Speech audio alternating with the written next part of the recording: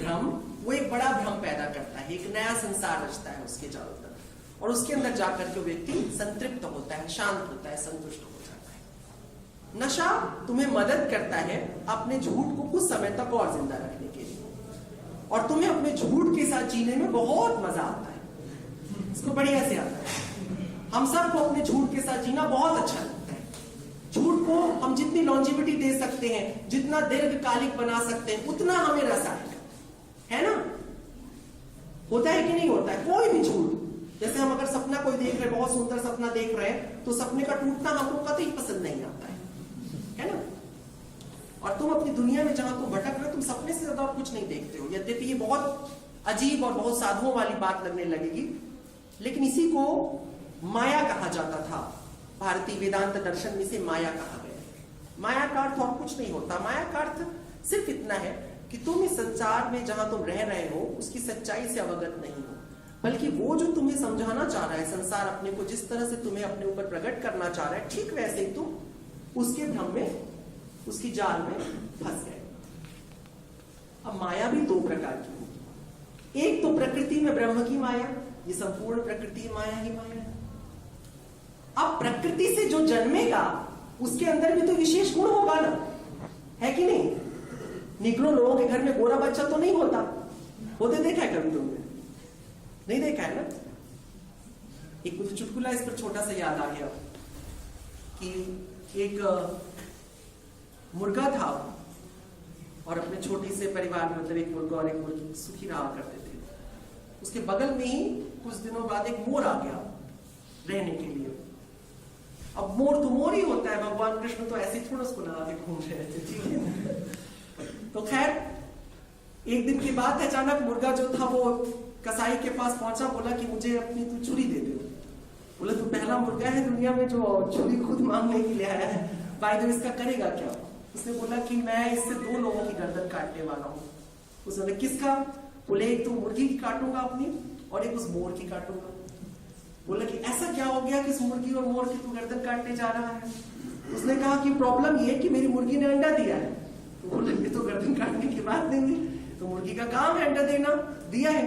बोला नहीं, लेकिन पहली बार उसका अंडा सफेद की जगह सतरंगा है। प्रॉब्लम ये है, this is the basic problem.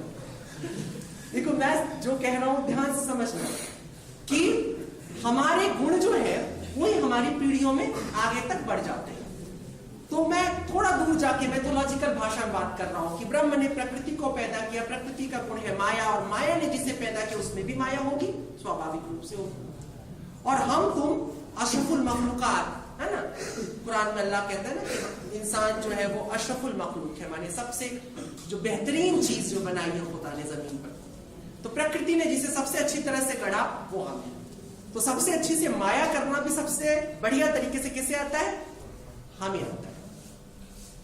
तो अब तुम किसमें फंसे? इसलिए पीढ़ी बहुत परेशान है, दोहरी माया का शिकार है। एक तो ब्रह्म की माया और दूसरा उसके द्वारा रचे गए मनुष्यों की माया। हम दोहरी माया का शिकार है। तो ब्रह्म की माया के लिए तो अभी फिलहाल कोई सजेशन मैं आप लोगों को नहीं दूंगा कि उससे कैसे मुक्त होना है, वो एक अलग पार्ट हो जाएगा।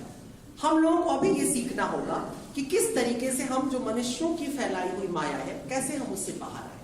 क्योंकि यदि हम किसी कल्चर, किसी संस्कृति की तलाश कर रहे हैं, तो वो संस्कृति लाने के लिए हमको परिपक्व होना होगा, हमको तैयार होना पड़ेगा। राइट? ठीक है ना? और यदि हम कंफ्यूज हैं तो उस कंफ्यूजन का इलाज क्या है? सिवाय एक ही चीज के कि हमको उस कंफ्यूजन को दूर करना होगा। और कंफ्यूजन दूर कैसे होता है बताओ? कंफ्यूजन दूर होता है शोध करने से, खोजने से, विचारने से। किसी भी चीज में जब तुम असमंजस में पड़ जाते हो तो तुम्हारे पास एक ही वेपन होता है, और वो होता है विचार। असमंजस कुछ और नहीं, विचारों का हयूला है, ठीक है ना? बहुत सारे विचारों का भ्रम जाल। अचानक से जैसे तुम किसी जाम में फंस जाते हो, ट्रैफिक जैम में, ठीक ऐसा ही होता है तुम्हारे साथ। और वही इस पीढ़ी के साथ हो रहा है, वही इस समाज के साथ हो रहा है। तुम एक ट्रैफिक जैम में हो, हर तरफ से हॉर्न बज रहा है, हर तरफ से आवाजें आ रही हैं, हर तरफ से गाड़ियां हैं, सड़क दिख रही है, पहिया भी लगा हुआ है, इंजन भी चालू है, लेकिन बढ़ नहीं पा रहे हो। मुश्किल ये है, बेसिक प्रॉब्लम इतनी सी है। तो तुम्हें सबसे पहले अपना दूर करना पड़ेगा, वो भ्रम दूर करना पड़ेगा जो तुम्हारे चारों तरफ है। और इसके लिए तुमको कोई ना कोई एक सूत्र पकड़ना पड़ता है, कोई ना कोई एक विचारधारा पकड़नी पड़ती है। ठीक है, देखिए यहां बातें हो रही है लेकिन उधर लोग बिल्ली की आवाज सुनने में ज्यादा इंटरेस्टेड है, इसलिए मैं कह रहा हूं इस पीढ़ी के साथ बहुत मुश्किल है। विवेकानंद अपने आखिरी दिनों में बहुत दुखी हो गए थे, ये भी एक सच्चाई में बताता हूं, अत्यंत दुखी हो गए। जितना गौरव, जितना प्रेम उनको भारत, भारतीय दर्शन और सनातन धर्म के प्रति था, आखिरी दिनों में उनको इस बात का बड़ा मलाल था कि इतनी बड़ी ऊर्जा से जुड़ा हुआ जो समाज है वो इतना मरा हुआ कैसे हो सकता है, इतना मृत कैसे हो सकता है। वो इससे बहुत दुखी रहे। आप जब उनके आखिरी दिनों के बारे में पढ़ेंगे, उनके खतों को आप देखेंगे तो आपको लगेगा कि कितने गहरे तक भारत के इस जो निष्प्राण जो चेतना हो चुकी थी उसके प्रति वो कितने चिंतित थे। इसलिए वो कहते हैं कि अगले 50 वर्षों तक तुम भारत के अलावा किसी अन्य चीज का चिंतन मत करो, अपने देवी देवताओं को उठा के समुद्र में फेंक दो। देवी देवताओं से उनका कोई द्वेष नहीं था, लेकिन ये एक पीड़ा थी, एक झटपटाहट थी, एक बेचैनी थी। विवेकानंद को तुम तस्वीर लगा करके तुमको ये कहना बहुत अच्छा लगता है, विवेकानंद के नाम पे लड़ना बहुत अच्छा लगता है, लेकिन विवेकानंद बनना कतई तुम्हें अच्छा नहीं लगता है। विवेकानंद जिन खेतड़ी जहां पास में ही है ना, राजस्थान में खेतड़ी, वहीं पर उनको विवेकानंद नाम दिया गया था। वहीं के महाराज ने विवेकानंद नाम से उन्हें पुकारा था। जब वो विश्व विजय करके लौटे थे तो कहते हैं कि उनको रथ जो था उनका खेतरी सम्राट खुद खींच रहे थे आगे, बाकी जनता जो थी पूरी खेतरी के फूल बरसा रही थी उनके ऊपर। बड़ा भव्य स्वागत हुआ। 2 वर्ष गुजर गए, 3 वर्ष गुजर गए, विवेकानंद फिर कहीं अपना, अचानक एक व्यक्ति जा रहा था, उसने देखा कि एक कृषकाय सन्यासी जो है वो किसी भोज के बचे हुए पत्तलों में से पत्तल वो दाने चुन चुन के खाना खाने की कोशिश कर रहा है। विवेकानंद को खाना बहुत अच्छा लगता था, खाते खूब जम के थे, सो नहीं पाते थे, अनिद्रा के शिकार थे, लेकिन भोजन खूब जम के करते थे और गोश्त वो सब खाया करते थे। तो भोजन खा रहे थे तो पहुंचा उसका, मुझे अगर कंफ्यूजन नहीं हो रहा है तो आप स्वामी विवेकानंद हैं? उन्होंने कहा हाँ। तो बोला आप ये क्या कर रहे हैं? बोला खाना खा रहे, दिखाई नहीं दे रहा है। उसने कहा कि ये झूठी पतले चाट रहे। बोले तो क्या करूं, भूख लगी है। तो उन्होंने कहा कि अरे आप तो पूरे भारत की धर्म ध्वजा फहरा करके लौटे हैं, आप ही को तो राजा खींच रहा था। बोला कि हाँ लेकिन वो सब तो कल की बात है, अभी तो भूख लगी और मैं पत्तल चाट रहा हूं, इतनी सी सच्चाई है। तुम्हें अगर मेरी मदद करनी तो मुझे भोजन दे दो, मुझे खाना खाना है। वो लेकर के व्यक्ति घर पे गया, उनको उसने भोजन कराया, उन्होंने भोजन किया, तृप्त हो गए। जब भोजन करके तो उन्होंने एक सुंदर सा वाक्य बोला कि देखो यही यथार्थ है इस देश का, ये देश इसी की वजह से बनता है और इसी की वजह से बर्बाद होता है। तुमने कहा कौन सा यथार्थ, किस चीज की वजह से बनता और बर्बाद होता है? बोला भावना। ये देश भावनाओं का शिकार है। उस दिन जब ये रथ खींच रहा था, फूल बरसा रहा, तो भी ये भाव में बहा हुआ था और फिर ये भूल गया कौन विवेकानंद। उनको कल खाना मिला कि नहीं मिला, परसों मिला कि नहीं मिला, सब कुछ खत्म। हम भाव में बहते, हम कल भी भावुक थे और हम आज भी भावुक हैं। तो क्या करें हम? भावुकता को खत्म कर दे, जैसे वेस्ट ने खत्म कर दिया। वेस्ट ने इसलिए खत्म कर दिया क्योंकि वेस्ट के पास भावुकता बहुत ही कम मात्रा में थी, कभी भी थी ही नहीं। वो भौगोलिक दोष है वहां का कुछ, इसको याद रखना। वहां पे जो भावना है वो अजीब तरीके की है। ऐसा नहीं कि वहां के लोग इमोशनल नहीं होते, बहुत इमोशनल होते, लेकिन कुछ बहुत बुनियादी फर्क है। हमारे जो शास्त्र हैं, जैसा मैंने कल कहा था कि भारत में केंद्र में जीवन है और उसकी परिधि में मृत्यु है। ठीक है, ये भारतीय दर्शन है। और भारत के अतिरिक्त जितने भी देश हैं संसार में, वहां केंद्र में मृत्यु है और उसके चारों तरफ जीवन लपेटा हुआ है। मतलब कि आपको देखकर ऐसा लगता है कि इन दर्शनों के अंदर जीवन की प्रधानता है और भारत के दर्शन को देखकर लगता है कि इसकी मृत्यु की प्रधानता है, लेकिन मूल रूप से ठीक इसका उल्टा है। वहां पर दिखाई पड़ रहा है। क्यों? क्योंकि तुमको एक साइकोलॉजी पता है कि नहीं? जब तुम छोटा बच्चा सबसे सच्चा होता है। ह्यूमन साइकोलॉजी को जानने के लिए बिल्कुल छोटे बच्चे के पास जाओ। तो छोटे बच्चे के पास जब तुम जाओ, अगर तुम उसे डराने की कोशिश करो तो बच्चा रोता नहीं है जल्दी, वो सब उसकी आखिरी चीज। पहले वो हंसने की कोशिश करता है खूब ज्यादा, पता है कि नहीं? बच्चे को जब तुम डराओगे तो बच्चा पहले हंसेगा। कई बार बच्चा खिलखिला के हंस रहा तो मैं समझना कि तुम्हारा चेहरा देख के खुश है, कहता ही नहीं, वो डर गया है। तुमको लग रहा है बच्चा कितना अच्छे से हंस रहा है, ठीक है ना। हमारी ये प्रवृत्ति होती है कि हम जो भीतर से हैं ठीक इसका ऑपोजिट हमारे बाहर दिखाई देता है, ठीक इसका विपरीत। ये पूरी प्रकृति का गुण है, जो हमारे भीतर है ठीक उसका विपरीत बाहर निकल करके आएगा। जो बच्चा बचपन में बहुत सीधा साधा होगा बाद में अत्यंत उद्दंड निकलेगा। जो बचपन में खूब उद्दंड है वो बाद में बड़ा शरीफ हो जाएगा। क्यों? क्योंकि उद्दंडता बचपन की चीज थी, उसने बचपन में कर लिया, खत्म। अब जवान हुआ तो जवान की तरह जवान हुआ, लेकिन वो जो बचपन में शरीफ हो गया था, गलती से उसको जवानों जैसा व्यवहार करने गया था, जवान हुआ, स्वतंत्र हुआ, वो दंड हो जाएगा।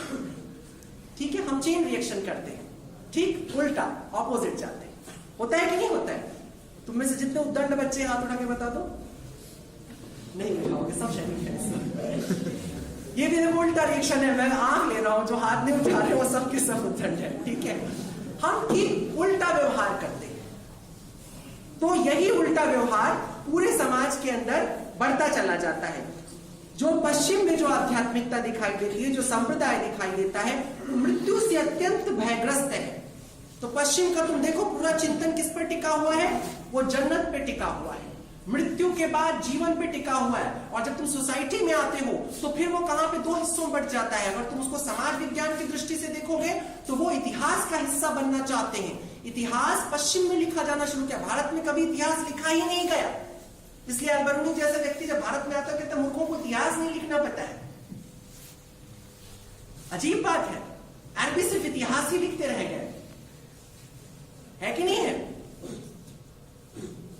पूरा वेस्ट इतिहास लिख रहे। यूनान के पास क्या है सिवाय इतिहास के? कुछ है? वो केवल इतिहास सुना सकते हैं, बाकी कुछ नहीं उनके पास। एक लुटा पिटा देश है, जगह जगह हेरिटेज प्रॉपर्टी बन गई है, दुनिया भर से लोग उसे देखने जाते हैं, पैसा देते हैं, यूरोप को बात खत्म हो जाती है। यूनान जिंदा रखा गया है क्योंकि उससे बहुत पैसा मिलता है वेस्ट को, वरना उसको कोई काम नहीं है वेस्टर्न दुनिया के अंदर, कहानी खत्म हो गई। इतिहास बचा करके रखा गया, जहां तुम जाओगे ना खूब इतिहास बचाया गया। भारत में कई बार देखो लोग कहते हैं कि उनको नहीं सुरक्षित किया गया, उनको अभी हम मिर्जा गालिब बेचारे नहीं सुरक्षित है दिल्ली में, उनको भी लुटे पिटे रहते हैं। तो नहीं होगा वो कभी दिल्ली सरकार को या भारत सरकार को ख्याल नहीं आएगा। क्यों नहीं आएगा? क्योंकि हमें इतिहास सुरक्षित करने की आदत ही नहीं है, कभी नहीं हो सकती हमें आदत। क्यों? क्योंकि हमारे लिए बहुत गौण बात है। लेकिन पहले मैं इधर आऊं, पहले उधर देखते हैं, वेस्ट की तरफ देख रहे हैं। तो अगर तुम समाज में जाते हो तो वो इतिहास सुरक्षित करते हैं, वहां भी उनको मृत्यु से भय, इतिहास के पन्नों में ही जीवित हो जाएंगे, पर जीवित रहना चाहते हैं। और जब तुम उसे विज्ञान की दृष्टि से देखते हो तो देखो उनका पूरा शोध अमरता की ओर है, अमरत्व की ओर है। वो सोचते किसी तरह से इंसान को प्रिजर्वेट कर लो, बचा लो, टेक्निकली जिंदा कर लो, किसी तरह से उसे जिंदा रखो, है ना। अमेरिका में 85-86 में शुरू हुआ एक रिसर्च और 90 के आसपास बन भी गया। उसमें कई अरब रुपए देकर के आप अपनी लाश को प्रिजर्वेट कर सकते हैं, हीलियम में डाल दी जाती है, आपकी लाश खास तरह के टैंकर्स में बंद कर दी जाती है और आप उसमें हमेशा सुरक्षित रहेंगे तब तक जब तक कि धरती पर मनुष्य दोबारा मरे हुए आदमी को जिंदा करने की कुव्वत ना पाले। ठीक है, वो आपकी पूरा बीमा उमा करते तो अरबों रुपए ले लेते हैं और लोग दे रहे हैं। देखो कितना अजीब है यूरोप का बिजनेस। चांद पे पिछले दिनों में सुना था किसी ऑस्ट्रेलियन ने करोड़ों अरबों रुपयों की जमीन बेच दी, दावा करके। अब तक तो चांद पे किसी का दावा नहीं है, उसके खिलाफ भी कई लोगों ने नोटिस भेज दिया। सोचो, अद्भुत है लेकिन अच्छी बात है।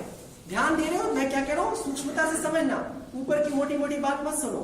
किसी भी व्यक्ति के बोलने पर उसके वाक्य महत्वपूर्ण नहीं होते, उसके संकेत बहुत महत्वपूर्ण होते हैं। अल्फाज परखता रहता है, आवाज हमारी तोड़ कभी। ठीक है, हमेशा संकेतों पर नजर रखो। मैं जो कहना चाह रहा हूं ये कि पश्चिम जीवन की बात करता है लेकिन उसके केंद्र में मृत्यु है। वो हर वक्त मृत्यु से डरा हुआ है और जो मृत्यु से भयग्रस्त है उसकी सबसे बड़ी समस्या होगी वो असुरक्षित होगा। और जो असुरक्षित होगा वो आक्रमणकारी होगा, स्वाभाविक रूप से आक्रमणकारी होगा। याद रखना, हर असुरक्षित व्यक्ति, हर असुरक्षित जो भी प्रकृति में जो भी चीज है वो आक्रमणकारी है कि नहीं? उसमें आक्रमण करने क्यों आक्रामक वो होगा, एग्रेसिव क्यों होगा वो? आज जो तुम देख रहे हो इतनी जनता जो आंदोलन करने के लिए निकल जा रही है, हर उस बात पे निकल रही है जिसमें किसी चीज को तोड़ देने की बात है, ध्वस्त कर देने की बात।